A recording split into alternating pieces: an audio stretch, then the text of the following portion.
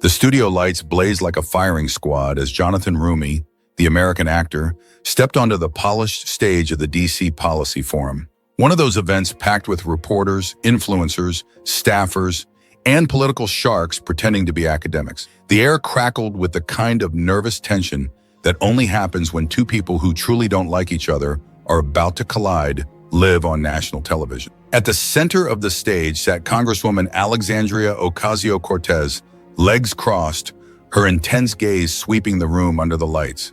Her expression a familiar blend of sharp intellect and challenging confidence she used whenever she was about to dissect a point. She turned toward the audience, playing to them before the clash even started. "We are thrilled to welcome Jonathan Roumie," the Congresswoman said, her tone precise, perhaps a touch patronizing, as if introducing a cultural curiosity rather than a peer. Some in the audience chuckled. Jonathan Roumie heard it, and he didn't flinch, not even slightly. He stepped up to his podium. His presence, calm and composed, felt like a deliberate counterpoint to the room's usual political fervor. Even the moderator paused, sensing a different kind of gravity in his stillness. The opening question dropped like a stone. "Mr. Roumie," Congresswoman Ocasio-Cortez began, her voice cutting through the hum. "Some might say that bringing an actor into this arena trivializes serious policy discussions. How do you respond to the idea that your presence here lacks the necessary political gravitas?" The Congresswoman offered a small, knowing smile, eyes sparkling with that "go ahead, prove me wrong" look that both invigorated and irritated her public. Jonathan Roumie inhaled slowly, his steady gaze meeting hers. "Well," he began softly, his voice resonating with an unforced sincerity, "it's interesting to hear an assertion about gravity from someone who spent years navigating political narratives that often obscured simpler truths." A ripple of murmurs moved through the audience, surprised by the directness. He turned his body just slightly toward the Congresswoman, calm, controlled, thoughtful. "You can question my background, my profession, my place in this forum," he said, his voice steady. "But you know what you can't question?" Congresswoman Ocasio-Cortez raised an eyebrow, a hint of challenge in her expression. "Oh, do tell." Jonathan Roumie didn't blink. "The fact that I don't need a political playbook or a binder full of carefully worded talking points to simply speak what I believe to be true." The room erupted instantly. Cheers, whistles, even gasps. The Congresswoman's smile tightened, just barely, but enough for the cameras to catch it. Jonathan Roumie pressed on, his words slicing through the noise with an almost quiet authority. "You think experience is measured by how long you've navigated the halls of power. I measure it by how many people trust you to connect with their lived reality, and judging by the national conversation." He let the sentence hang. The audience roared louder. Jonathan Roumie, the actor, had landed the first blow, clean, sharp, unforgettable, and the night was just beginning. The studio lights poured down on the panel like molten gold, heating the air, tightening the tension, turning every breath into part of the show. Congresswoman Alexandria Ocasio-Cortez straightened in her chair, crossing one leg over the other, intellectual confidence radiating off her like a shield. She thought she controlled the room. She always did. Smooth, polished, articulate. But across from her sat Jonathan Roumie, posture calm, eyes steady, waiting.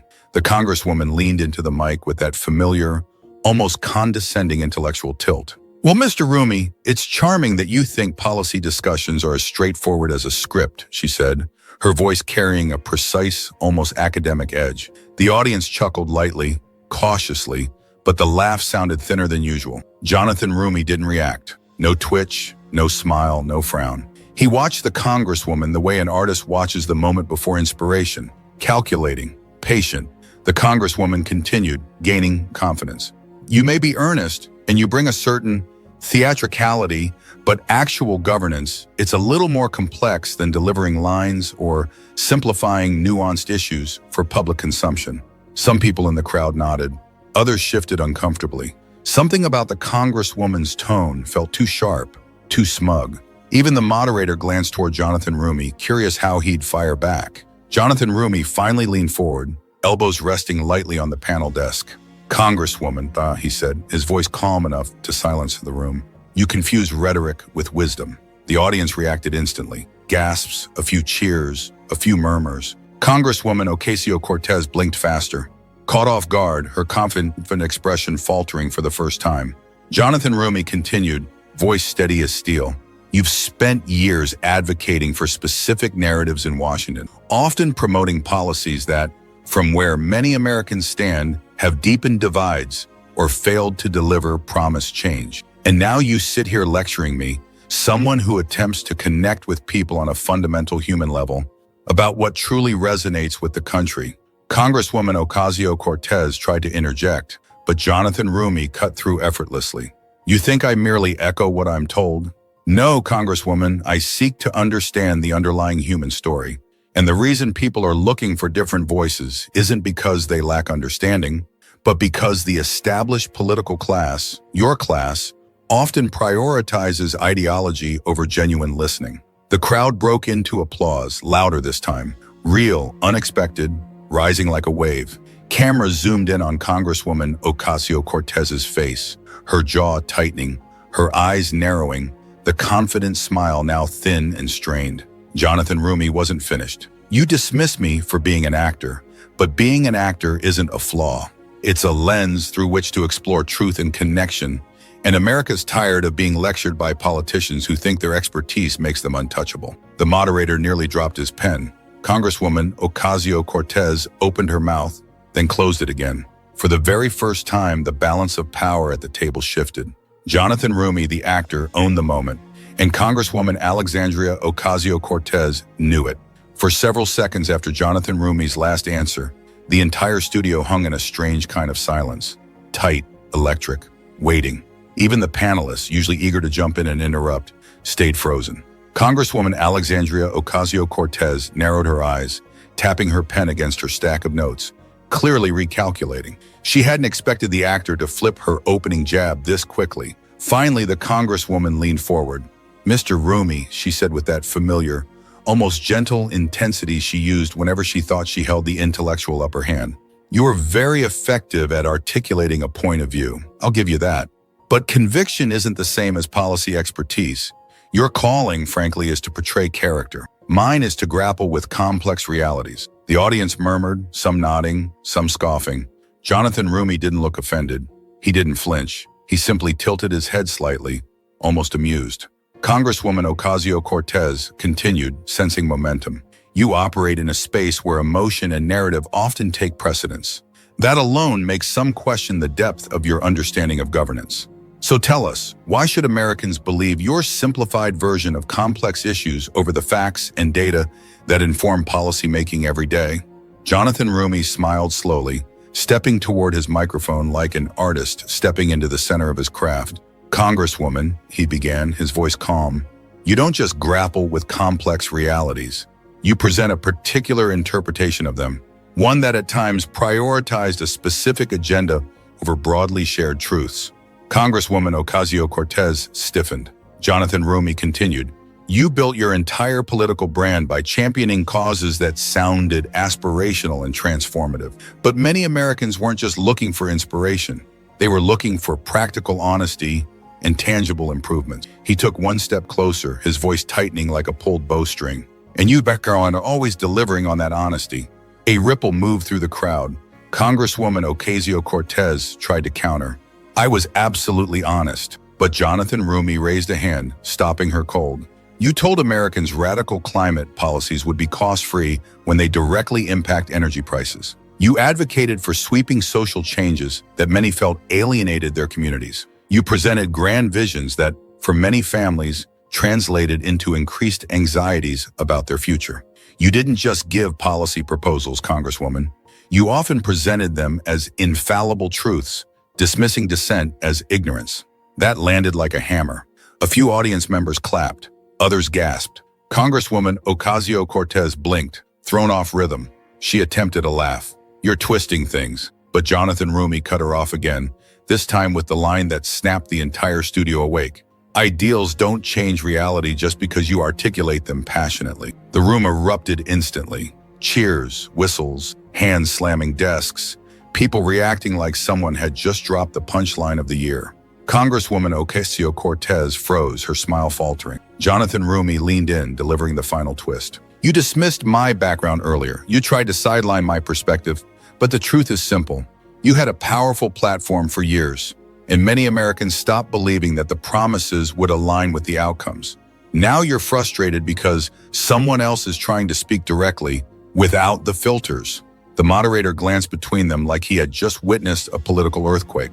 Jonathan Roumie, the actor, stepped back, hands relaxed at his sides, owning the entire stage. Congresswoman Alexandria Ocasio-Cortez didn't speak. She couldn't because, in that moment, it was clear to everyone watching. Jonathan Roumie had taken the room and he wasn't giving it back. The moment Jonathan Roumie finished his last line, the studio atmosphere shifted so sharply that even the producers behind the glass froze. Congresswoman Alexandria Ocasio-Cortez, trying to maintain her polished composure, leaned back in her chair with that familiar intellectual tilt she used whenever she thought she held the moral high ground. But this time the tilt looked thinner, almost brittle. She moved her papers, crossed a leg, and tried to strike back. "Mr. Roumie," she said, her tone coated in sharp, critical concern, "this is exactly the kind of oversimplified, emotionally charged narrative that, frankly, distracts from the country's real challenges. You take every systemic issue and reduce it to a personal grievance. It's what happens when people with no legislative experience try to offer simplistic solutions." The liberal half of the audience clapped quickly, eagerly, hoping to shift the momentum back to their champion. But Jonathan Roumie didn't move, didn't flinch. He simply tilted his head with a steady, almost amused stillness. "Congresswoman," he replied calmly, "you've championed policies that, to many, have exacerbated societal divisions and, in practice, made certain realities harder for everyday citizens. You advocate from a position of power while often dismissing dissenting viewpoints. You don't get to lecture anyone on genuine expertise." The room erupted, half gasps, half applause. Congresswoman Ocasio-Cortez blinked hard, surprised by the direct hit. "That's a convenient deflection," she snapped. "But you have no idea what it means to navigate the complexities of legislative compromise or genuine political pressure." Jonathan Roumie stepped forward, not raising his voice, but sharpening it. "Real pressure," he said. "You mean fighting to pass bills that add to national debt? Or advocating for policies that, despite their stated goals, lead to real-world hardships for working families? You mean pushing through ideological agendas that, to many, feel detached from their day-to-day struggles?" "Yes, Congresswoman, I'm familiar with the pressure you call leadership." The audience roared, this time louder, more unified. Congresswoman Ocasio-Cortez's jaw tightened. She tried again. "You're twisting everything for drama," the Congresswoman insisted. "This country needs nuance, not cultural figures playing politics on television." Jonathan Roumie froze for a second, his expression going quiet, deadly quiet. Everyone felt the temperature drop. Then he leaned into his mic. "I'm an actor," he said, his voice low and precise.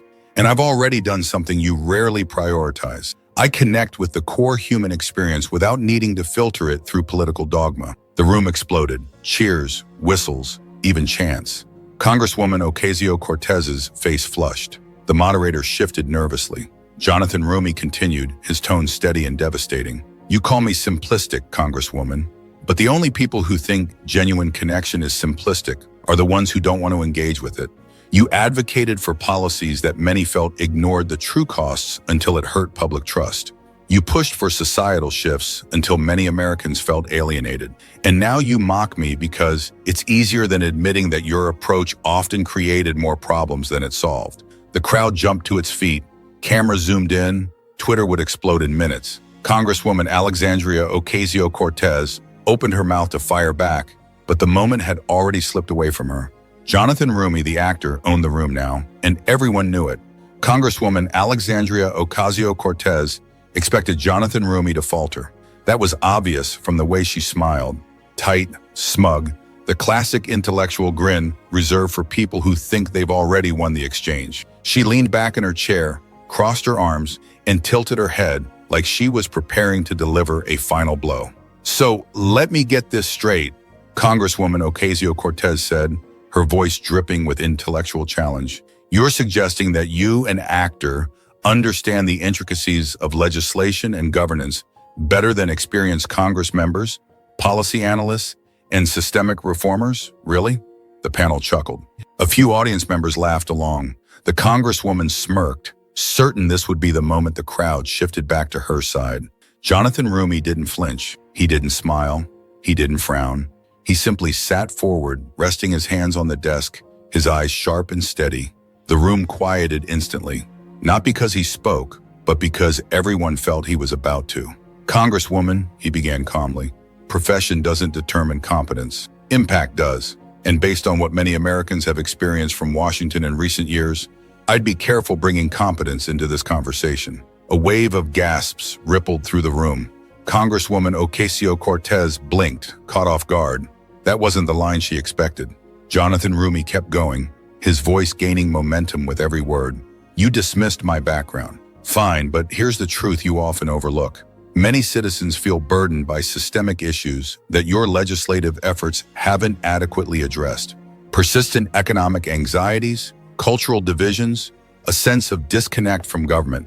And instead of truly listening, you often dismiss or mock those who simply articulate these frustrations." The panel froze. The audience leaned forward.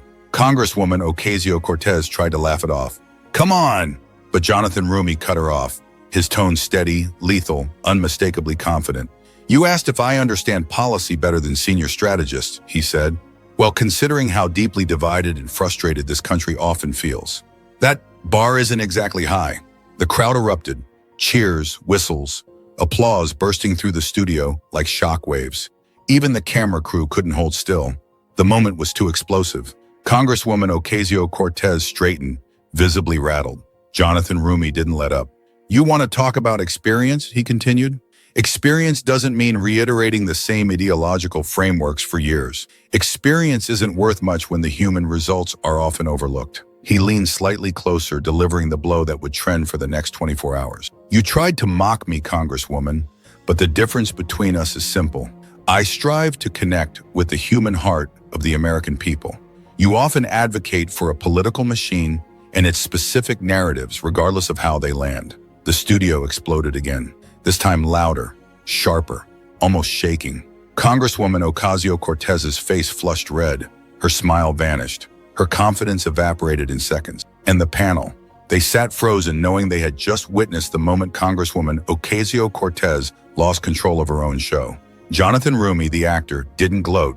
He didn't grin. He simply leaned back in his chair, composed, unbothered, fully in command of the room he wasn't supposed to own. In that moment, everyone, viewers, panelists, even the Congresswoman herself realized the truth.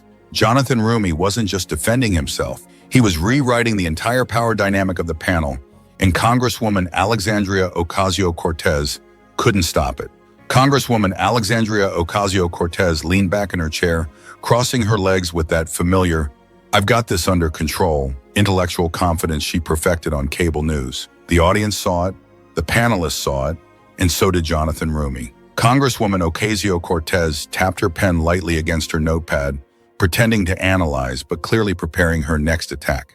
"Mr. Roumie," the Congresswoman began in that polished, patronizing tone she sometimes used to critique opponents. "You keep repeating generalized sentiments that don't engage with policy reality. Facts matter. Data matters. Legislative experience matters. And frankly, you're offering emotional appeals over all three."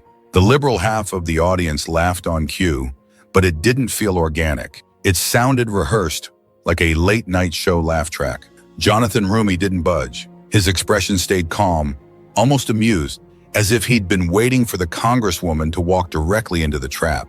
Jonathan Roumie tilted his head. "Congresswoman, you keep saying facts and data matter, but you often present a selective interpretation of them. One that serves your narrative, not one that fully acknowledges divergent experiences. So, I'll help you." The laughter evaporated. Congresswoman Ocasio-Cortez blinked. Jonathan Roumie continued, voice steady, but edged like steel. "You talk about experience, but your legislative experience often involved pushing forward ambitious initiatives that, to many, felt detached from their immediate needs. You told communities radical systemic overhauls were the answer when many families struggled with basic economic stability. You advocated for sweeping changes that, in practice, led to unforeseen consequences. You told Americans these were necessary steps while, for many, they only increased their sense of vulnerability." A stir raced across the audience. Even the neutral panelists leaned back impressed. Congresswoman Ocasio-Cortez forced a smile. "Those issues are complex." Jonathan Roumie cut her off with surgical precision. "No, Congresswoman, they're not just complex.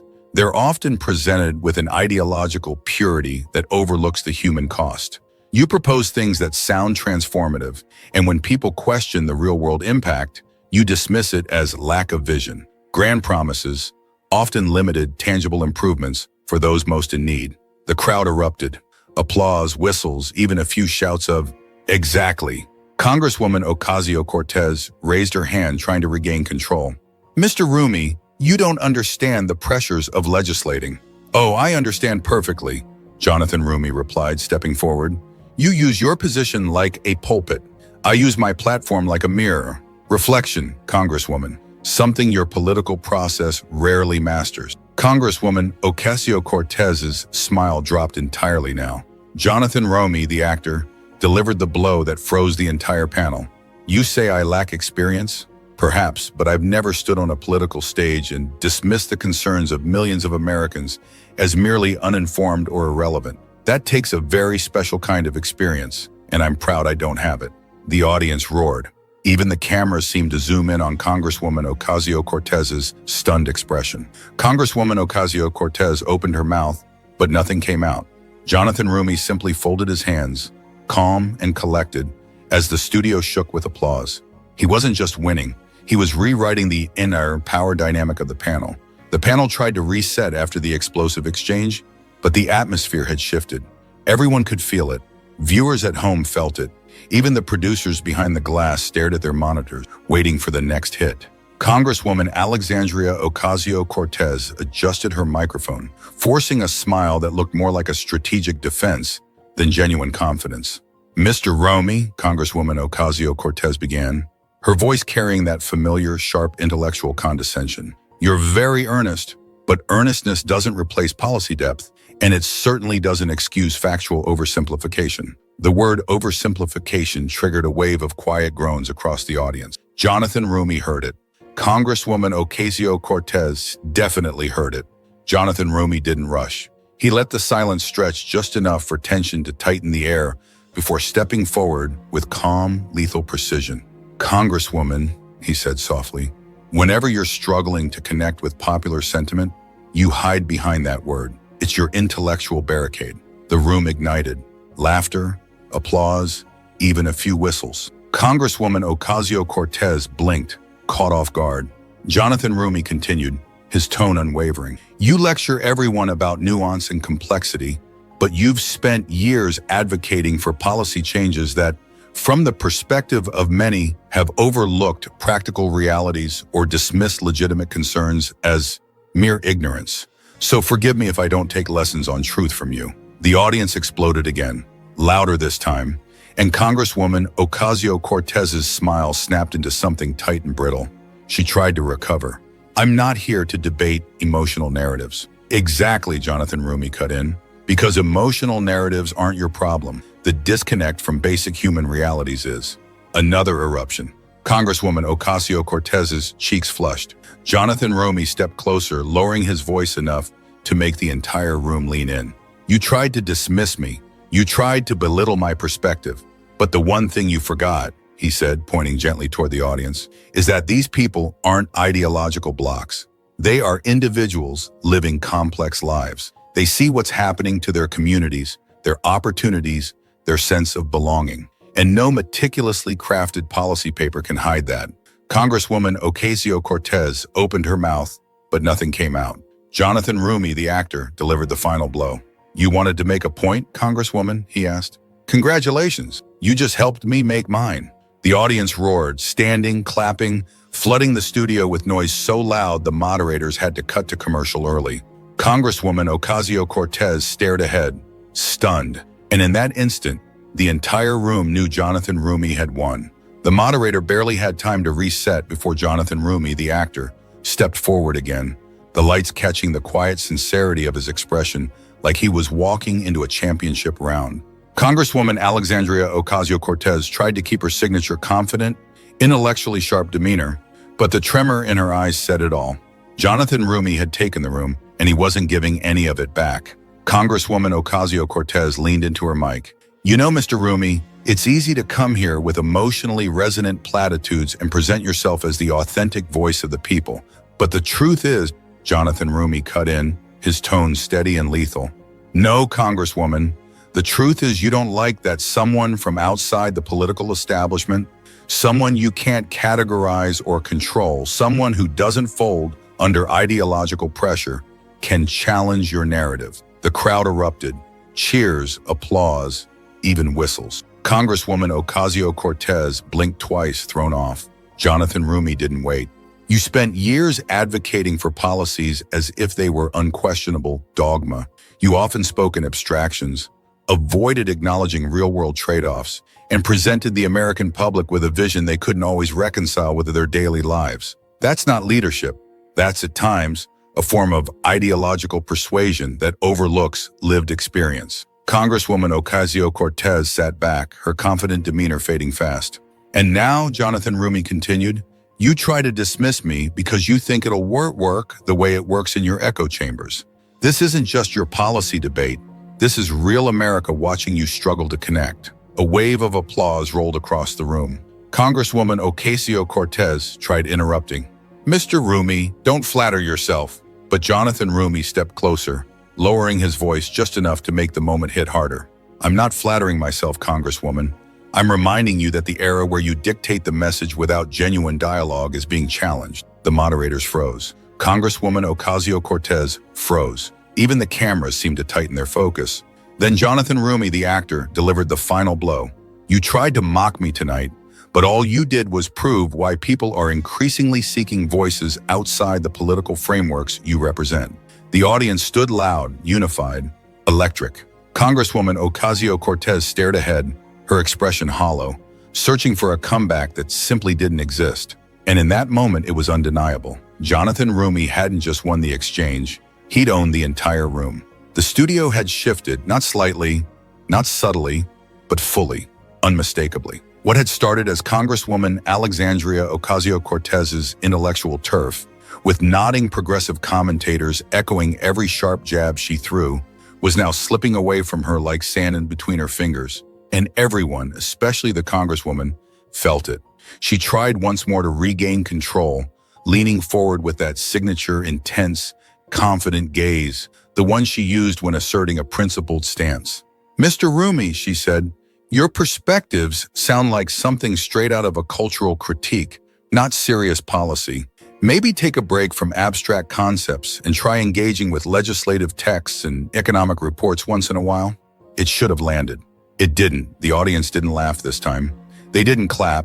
They didn't even shift. They waited because they knew Jonathan Roumie wasn't going to let that slide. Jonathan Roumie lifted his chin slowly, his expression tightening, not with anger, but with an almost surgical calm. Congresswoman, he replied, if you want to talk about concrete impacts, let's talk about those from your proposals. A ripple spread across the studio. You spent years advocating for sweeping social changes that many felt divided communities, when everyday people yearned for unity. You pushed for economic transformations that some worried would destabilize their livelihoods. You told the whole country that your progressive vision would solve deeply entrenched problems. And yet, for countless families, that vision often led to more questions than answers. Congresswoman Ocasio-Cortez's smile vanished. And now, Jonathan Roumie continued, stepping closer, you want to lecture me about authentic connection? You can't rewrite the last few years of policy outcomes just because the cameras move on. The audience burst into applause, loud, unfiltered, electric. Congresswoman Ocasio-Cortez tried to interject. That's not, but Jonathan Roumie, the actor, wasn't finished. You dismissed me tonight. You tried to paint me as unsophisticated, inexperienced, or merely emotional. And maybe that works on pundits who are afraid of you. But I'm not. He paused, letting the silence sharpen every word. I came here knowing exactly who you are, and America does too. Another wave of applause. Even the cameramen were struggling not to react. Jonathan Roumie delivered the final blow with ice-cold precision. You don't get to call me uninformed when your entire career has, at times, been about telling people what to think is progressive, not what truly feels right or just for their lives. A shock rippled through the room. One of the panelists' mouths literally fell open. The moderator blinked rapidly, unsure whether to step in or let the moment explode. Congresswoman Ocasio-Cortez sat back slowly, her expression shifting from confidence to something closer to realization. Jonathan Roumie had not only countered her, he had exposed her live. And everyone watching inside the studio and across the country knew exactly who had won the night. The studio had erupted into a low roar, commentators whispering, staff rushing behind the cameras, the audience buzzing like a swarm of electricity. But Jonathan Roumie, the actor, stood perfectly still. His posture didn't waver, his voice didn't tremble, and his eyes didn't shift from Congresswoman Alexandria Ocasio-Cortez for even a second. He looked like someone who had walked through profound narratives before and learned not just to survive them, but to illuminate them. Congresswoman Ocasio-Cortez lifted her chin, trying to salvage dignity from the wreckage. "Look," she said, slipping back into her precise, ideological cadence. "This isn't about ego. This isn't personal. It's about policy. It's about systemic change. And the facts, Congresswoman," Jonathan Roumie interrupted, his voice resonating with quiet power, "are that you tried to dismiss my perspective because it was easier than truly engaging with it." The room snapped silent. Jonathan Roumie took a single step toward the panel table, his presence commanding the space. Every person in that room instinctively leaned forward. Congresswoman Ocasio-Cortez's smile faded, replaced by a flicker of something she rarely let show on camera: discomfort. "You call it rigorous debate," Jonathan Roumie continued. "You call it intellectual discourse. But what you did wasn't debate. It was an attempt to sideline a different voice on national television because you didn't expect that voice to echo the sentiments of so many who feel unheard." Congresswoman Ocasio-Cortez blinked, caught off guard. "And that," Jonathan Roumie said softly but fiercely, "is why you lost this moment." Gasps rippled through the audience. Jonathan Roumie didn't let up. "You wanted a soundbite to dismiss me, but you underestimated who you were talking to. You thought I'd defer. You thought I'd stay quiet. You thought I'd let you frame me as naive or disconnected." His voice sharpened. "You were wrong." The audience exploded. Cheers, claps, whistles. Even a few of the panelists sat back, eyes widened, stunned by the precision of the strike. Congresswoman Ocasio-Cortez lifted a hand. "Hold on." But Jonathan Roumie wasn't done. "You dismiss my background," he said. "You question my relevance. You dismiss my approach as merely emotional or unsophisticated. But guess what? That clarity isn't naivete. It's a conviction to truth in human connection, something Washington often seems to have forgotten a long time ago." A wave of applause crashed again. Congresswoman Ocasio-Cortez looked stunned. Not angry this time, but genuinely unprepared. Jonathan Roumie leaned closer, the studio lights catching the edge of his voice like a blade. "You tried to dismiss me," he said, "and all you did was prove why people are increasingly seeking alternatives to the political class you represent." It was the single hardest hit of the night.